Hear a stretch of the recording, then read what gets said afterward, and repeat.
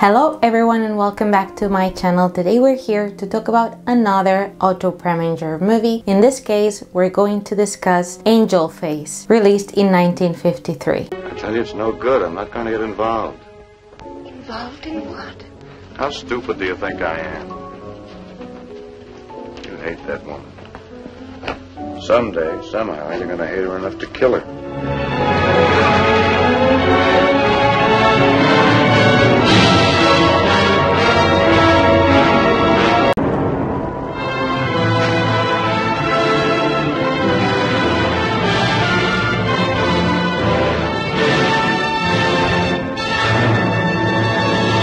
Now, it wouldn't be Noirvember if we didn't discuss at least one Robert Mitchum film, and last year I had the immense pleasure of talking about Out of the Past, The Night of the Hunter, and Crossfire. So this year I wanted to talk about a different film, and in this case I thought that Angel Face is a film that perhaps today is not as remembered as the ones that I just mentioned, and therefore it would be nice to dedicate a video to discussing it. Angel Face, much like the cases of Nightmare Alley or The Killing, wasn't at all a resounding success upon its release, but it did receive good reviews, especially during the 60s, when the French critics truly found a lot of value in Angel Face, and particularly in Otto Preminger films, so much so that French film critic and director Jean-Luc included Angel Face in his top 10 list of best American films. So especially in the 60s and subsequent years, Angel Face received more praise, but it is my impression that over time the interest for this movie has slightly decreased, and in my opinion this is a very worthy movie. I'll go as far as to say that perhaps today this is a film that it's more well known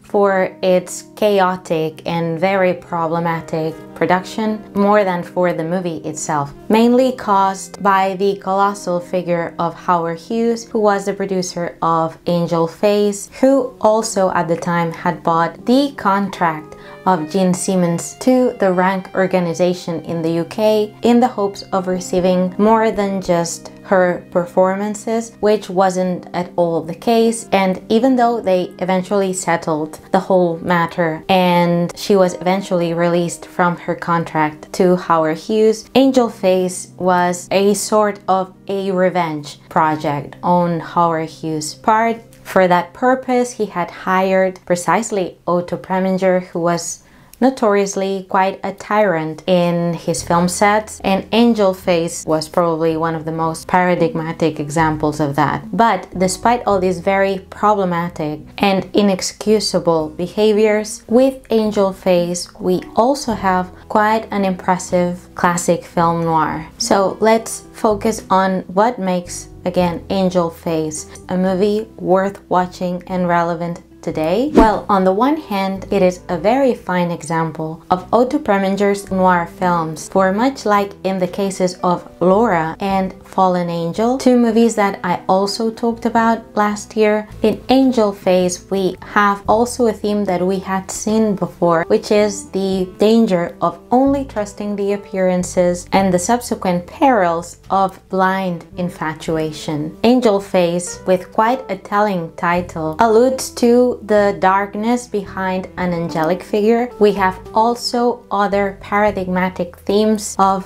film noir, such as the fatality element, archetypical characters, a sense of futility. So again, several elements and themes very characteristic of film noir, but that in the hands of Otto Preminger, they become truly something else. There are also several components that could be part of that psychoanalysis and Freud's theories, influences that we've discussed in several videos, that can be specially attributed to Jean Simmons' character in the film Diane Tremaine. This was something that Otto Preminger was very good at translating into film, something he had done in psychologically charged noir melodramas such as Laura, Fallen Angel, Whirlpool, or Where the Sidewalk Ends. But beyond that, there is something rather unique in the Femme Fatale that Jean Simmons created. Wearing a very characteristic wig. I would say that one, again, of the main attractions of the film is precisely her performance, alongside with her chemistry with Robert Mitchum, which is quite fantastic. A character also similar, in my opinion, to Jean Tierney in Leave Her to Heaven, but she brings to this performance something different. It is a mixture of indeed an angelic ingenuity, a disconcerting ambiguity, and a haunting intelligence throughout the whole film. Also, the people around her prefer to see her in the image they have of her instead of the reality. So that's again something that the film really reflects brilliantly, in my opinion. And through Jean Simmons' performance, we are ever more painfully aware of that. This is precisely one of the movies in which you can see her range and you can see her full potential. They all provide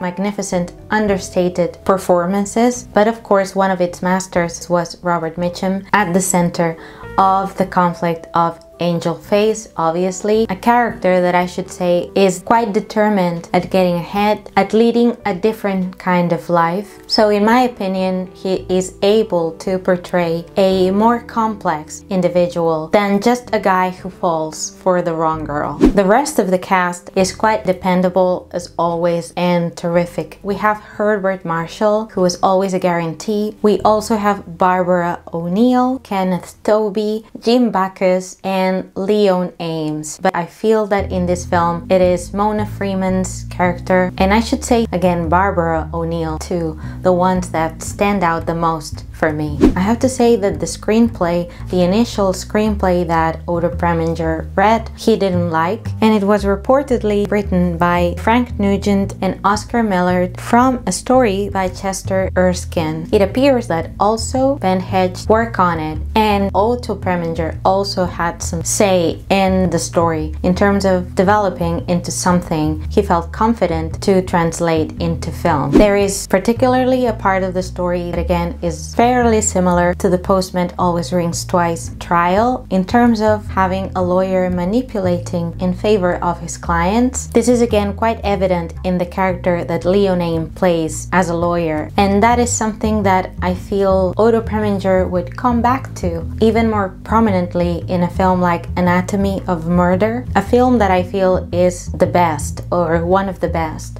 that he ever made. Something that if you watch Angel Face, I don't think you are ever able to forget. It's chilling ending, leaving us without really a more traditional final moral message. This is again something that I think is particularly evident in his subsequent films, especially again in Anatomy of a Murder, but you can have also that certain puzzled reaction at the end of Angel Face. There are two other elements that I have to comment also about Angel Face. One is the music, the fantastic score by Dmitri Tiomkin, quite absorbing.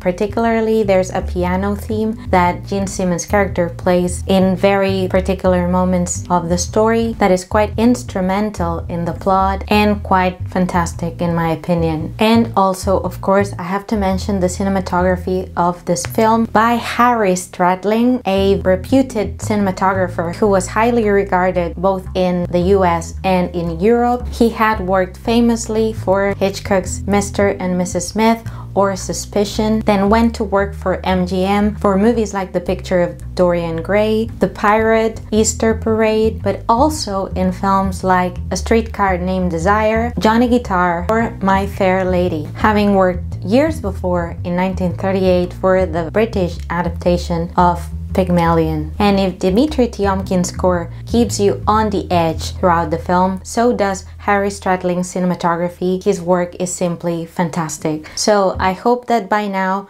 you're convinced to give Angel Face a try if you haven't already. As always, thank you so much for watching today's video, for joining me today. If you have also watched this movie, let me know in the comments down below. In any case, as always, stay safe, take care, and see you all soon with another Noir video. Bye!